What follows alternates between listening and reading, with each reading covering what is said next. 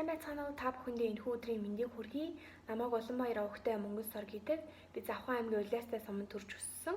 Одоо Монгол Улсын их сургуулийн бизнесийн салбар сургуулийн 4-р түвшинд суралцдаг.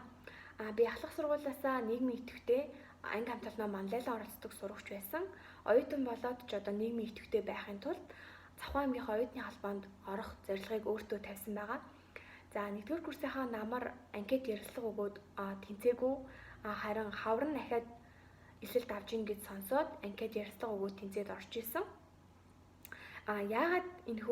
Яагаад үнийг ингээ ярих болсон бэ гэхээр би өөртөө зорилго тавьсан л түүндээ заавал хүрэхийг хичээдэг. Энэ цан чанар маань ч гэсэн намайг энэхүү хөтөлбөрт сонгох нэг шалтгаан юм болов уу гэж би бодож байна.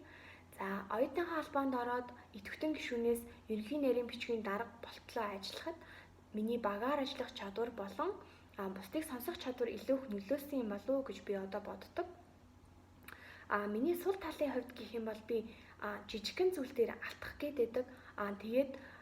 Гэхдээ энэ алдаагаа маш хурдан засаж залруулад түн дээр ахиж алдахгүй байхын төлөө хичээдэг байгаа.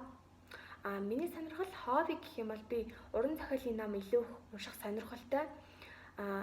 Одоо тухайн уншсан номныхаа агуулга яг хүмүүст юу хүрэхийг зорьсон талаар одоо хүмүүстэй ярилцах сонирхолтой. Мөн өдөр тутмын амьдралдаа тохиолдсон түүнээсээ сурсан, мэдсэн, ойлгосон зүйлээ утасныхаа нөөц дээр бичиж тэмдэглэх сонирхолтой байгаа. За яагаад энэ хөтөлбөрт хамрагдах болсон бэ гэх юм бол би төгсөх курсын оюутан өөрийгөө одоо цаашд хэрхэн хөгжүүлэх зорилготой хүрэхийн тулд яг одооноос юу хийх хэрэгтэй юм. За хэлний мэдлэгээ сайжруулахын тулд яг аль скил дээрээ ажиллах юм бол илүү одоо чухал байдгийн. За тэгээд ажлын байран дээр гарахад яг өөрийнхөө давуу тал сул талыг яаж ашиглавал зүгээр байдгийн, яг юун дээр нь алддгийн, яг юун дээр нь онсон байдгийн гэх талаар ментороосоо суралцахыг хүссэн.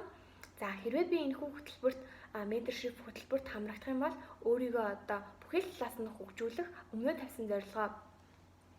өмнө тавьсан зорилго төлөвлөгөөгөө бодит байдал дээр хэрэгжүүлэх тал дээр хичээнгүйлэн суралцах болно. Мөн өнөөдрийн би одоо менторшип хөтөлбөрт оролцоод 3 сарын дараах би үүнээсээ маш их ахиж дэвшил гарсан байна гэж бодож байна. Мөн цаашдаа өөрийнхөө зорилго төлөвлөгөөндөө хүрэхэд нэг алхам урагшилсан байх болов уу гэж бодож байна. Баярлалаа.